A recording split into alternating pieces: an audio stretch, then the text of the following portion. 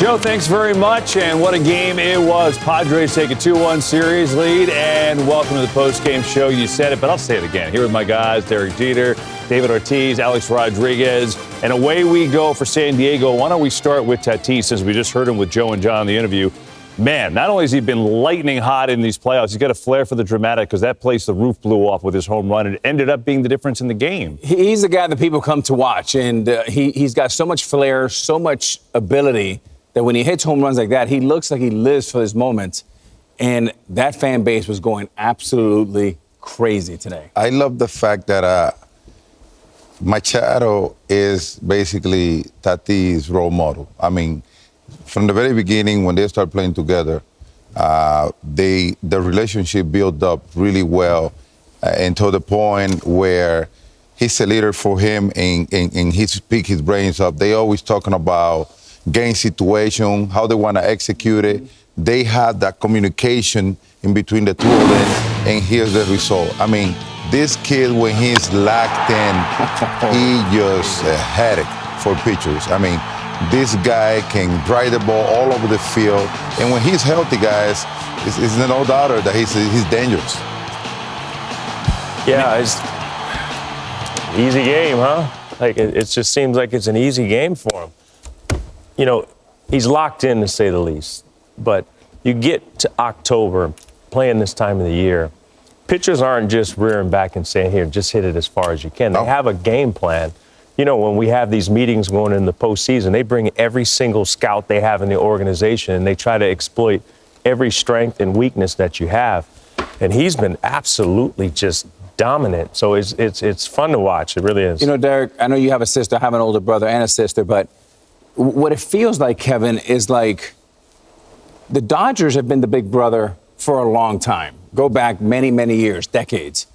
But it looks now for the first time that the little brother's saying, you know what, I caught up. I remember the first time I caught up with my brother, he couldn't beat me anymore. And that's a good feeling. That's how the Padres feel today.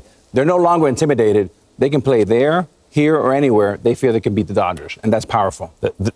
That is powerful. Let's go to the train station right now. Choo-choo! Don Trail in the train station. Bring on that train, and let's talk about the Tatis at bat. Now, that inning was just an onslaught. 6 runs came out of nowhere, but that home run was the pivotal home run, the pivotal runs in the game. How about pitching to Tatis there, and how did Walker Buehler try to do it, Train? Well, I felt like Walker Buehler had good command. I know the numbers didn't show that, but I think he had good command of his breaking ball, particularly the cutter. But they tried to rush Tatis, and he's one of the hottest hitters on the planet. Let's look at this at bat, because Walker Buehler's velocity was anywhere from 94 to 96 miles an hour. So they wanted to speed his bat up. I felt like that was a well-thrown fastball on the edge where he cannot do any damage. This was a mistake pitch up there, but they tried to go up there again, and it wasn't high enough. And Tatis Jr. beat him to the spot. And as soon as that ball was barreled, we all knew that this baseball wasn't coming back. And when you're facing a guy this hot and you have options, it's rare to get ahead of him that far where you have a 1-2 or 0-2 account. I would have liked to see Walker kind of change his eye level or slow him down with the breaking ball. They chose to go with that fastball, and he did not miss it. So if you have a chance tomorrow to get ahead of him, you have to bounce that breaking ball just to slow him down and change his eye level, because if not, he's never going to come off that fastball, and too many times you've seen him do what he did tonight. Yeah, beat him to the spot, no doubt about it. By the way, he's done that to a lot of people in the postseason. Think about just this postseason alone. He's got 4 home runs. He's 10 of 18. Come on, man. The highest OPS ever in a postseason, minimum 20 at-bats, 20 plate appearances, excuse me. I mean, that's what he is doing this first week plus of the postseason is just insane. And, you know, Derek, when you watch the Padres, evidence tonight with a 6-run inning in that second inning, we'll get into how it happened. They kind of avalanche you at home. They have this way at Petco where they don't score 1 run, they score 8 runs in an inning. They just kind of get it going like that. Yeah, it's a crack in the door. They just blow through it. I mean, we'll get into it like you said, but they got a couple extra outs there. And you can't give great teams extra outs in the playoffs. You're going to pay for it. They made them pay for it. But it seems like once someone gets a hit on San Diego, the doors fly off. I mean, it's just everyone just joins in. It's like they're running to the bat rack and trying to get a part of it or be a part of it. So this is a tough lineup to navigate through if you're a pitcher. I thought Walker Buehler did a great job. I mean, he really did. He had the one inning where he gave up 6. Like I said, we're going to get into it. Yeah. There's some extra outs there, but I think he did a great job. But once again, as soon as they see some little weakness. Well, why don't we go ask one of the guys who's right in the middle of it? Let's go to San Diego right now, and Jake Croner joins us. Jake, it's Kevin Burkhardt and the Fox guys. Thanks for putting a headset on, man, and congrats on the win. I want to take you into that second inning. We were just talking about it. I was just saying, it seems like watching you guys this year at home, and really I guess the last couple of years, but especially recently, you just have these avalanche innings at home where you just pour it on in these certain innings. Can you just take us through what that feeling is and why you guys are so successful with those big innings at Petco? Yeah, I mean, I think a lot of it has to do with the crowd, and they're into every at bat, every pitch. But it all starts with that first guy in the inning, and once the first guy gets on and has a quality at bat, it just seems like it trickles down the order, and that's something we've done really well all year. Hey, Jake, Alex here. Congrats on the big win.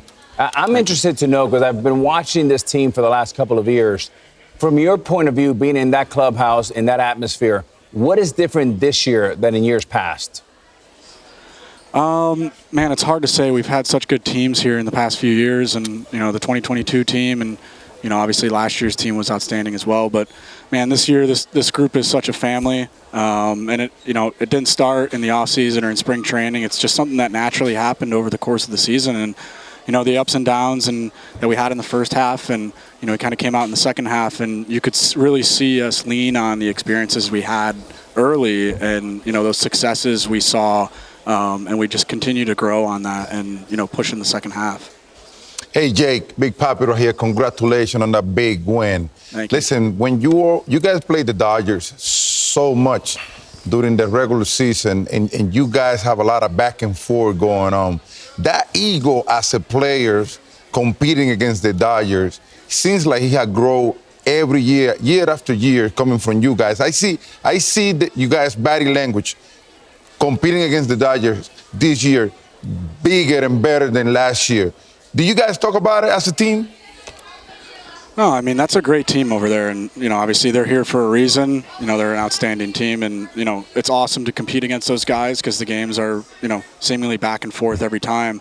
But no, I think it goes back to that family piece and how close everybody is in that clubhouse and, what everybody feeds off of each other with and how everybody passes that baton and, picks up our pitchers. Maybe they have a rough inning or whatever it may be. And, I think that's the biggest difference for us. It's just that really, it's such a family in there.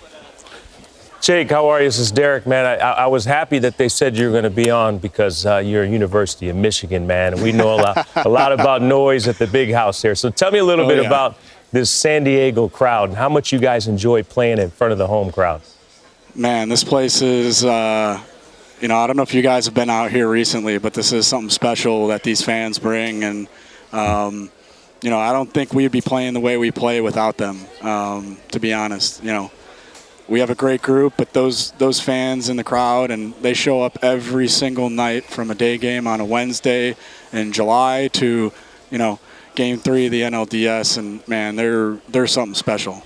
You see, he had his game face on until I mentioned University of Michigan. He started smiling. Look at that. Hey, Jake, Papi here again, man. Hey, next game, can you guys guarantee me a win? Because I want Friday off, man. I'll let you say that. That won't come out of my mouth. We're gonna play hard tomorrow and, keep passing that baton. So unselfish, Big Papi. Appreciate it. Jake, hey, thanks for joining on with us, man. Heck of a win, and we'll see you tomorrow. Appreciate it. Go Blue. Absolutely. Thanks, guys. Go Blue. Jake Croner worth a couple hits for him tonight. On base when Fernando hit that ball to the moon. Here's the baseball. He landed right here. That's about accurate, by the way. Hey, so let's go back to that 6-run inning because we talked there was a lot of elements in that inning. And the first element really started is Manny Machado, right? He gets on, and it looked like certainly something he did on purpose, which turned out to be brilliant, got in the way of Freddie Freeman's throw. We were talking whether or not it was interference, and it was not. And guess what? It kind of was the dam that broke that started the whole thing. Yeah, Freeman, he's played that ball beautifully. He made a really nice play. He has a lane right at the shortstop, and that lane is supposed to be his. Machado, it turns out, made a brilliant play because the umpires did not call it. So it was a smart play. But the umpires could have called it the other way, and that may change not only the complexion of that inning, but the entire ballgame. Yeah, well, I tell you, I've never seen that happen and not be called interference. To your point, Brilliant by Manny because they didn't call it interference. But Freddie did exactly what he could. All he could do was make the throw, but no one saw it. And I think what was more confusing is no one even asked about it. Right. You know, no one even brought it up. I found that to be a little bit confusing. I guess the runner get the benefit of the doubt in that situation because your back is toward the first baseman. But I heard one of my sources called me during the game and told me, I love it. Yes. The Dominican Rosenthal right here. There we go. The Dominican Rosenthal right here. Don't forget about that. So one of my sources called me and told me that Manny used to practice that all the time with his former manager, Bo Showalter. Oh, that's really interesting because when you think about it, so the runner, the rule is you can create your own lane. You can't intentionally interfere with the throw, right? So that's kind of open to interpretation. But, Poppy, it's interesting you mentioned that because, guys, when we were watching it, it looked like he looked back at Freddie to see where he was and kind of shimmied over a little. So it looked like he did it on purpose. Probably the first couple of steps, he did that. But in your mind, as a base runner, the first thing you do when you are running at first base is pick where the first baseman is playing at. So you have an idea where you want to go in case the ball is hit to the first baseman. That's what Manny especially did in that situation. He was aware. He was aware where Freddie was playing at, so he know where he's going to go. Because if you look at the play, he started running in the outside and then he took off into the inside. That means he was aware where Freddie was playing at. Look at the play right here. Look at the play. Couple of steps outside, and then he ran in. Boom. Smart play by Manny right there. Poppy, let me see that ball. Let me. There you go. So, Kevin, as a catcher, when you show up to spring training, the first thing you get taught as a catcher is when there's a bunt and that runner gets in your way, you're taught hit him right between the numbers, and that's an automatic out. The first baseman is the same rule. If that guy, Machado, comes way in the lane, 3 or 4 feet into the grass, if you hit him between the numbers, he's supposed to be out. Now, it's a judgment call. The umpires did not call it. They did not review it, which was confusing to all of us. You can't review that. You can't review it. You cannot review interference or obstruction. That's so why we have once Kevin. it wasn't called, they couldn't do it.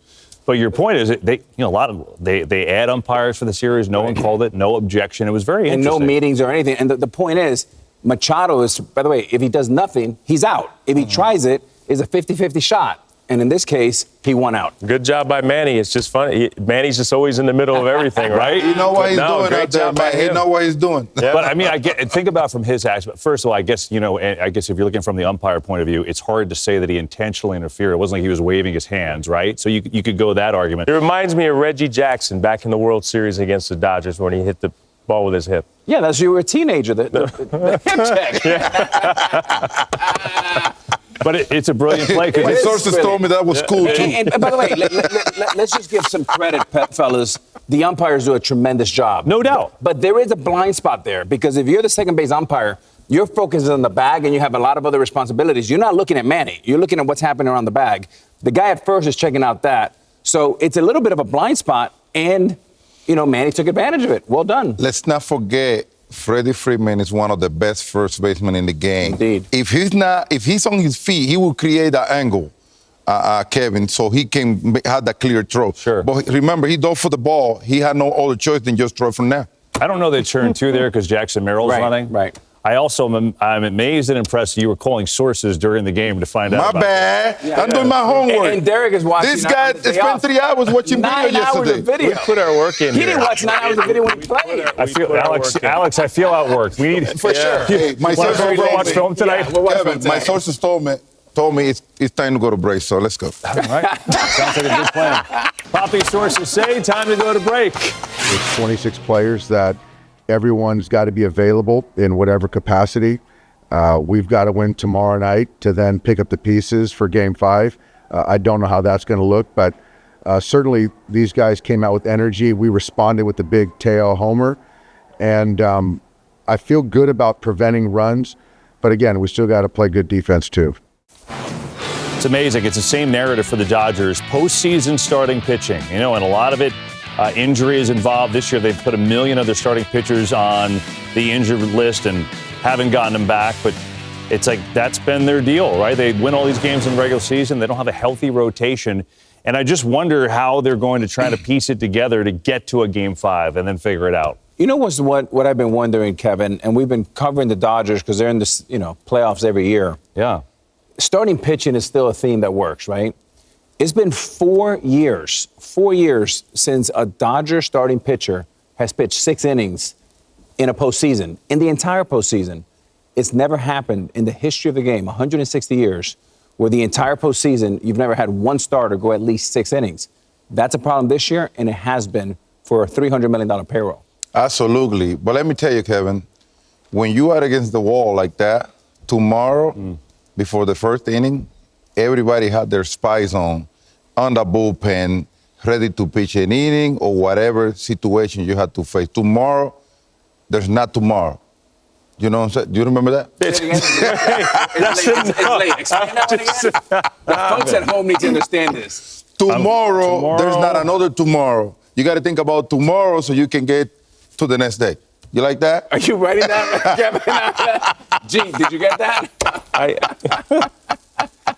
Tomorrow, there is not tomorrow. From the great philosopher, Big Papi.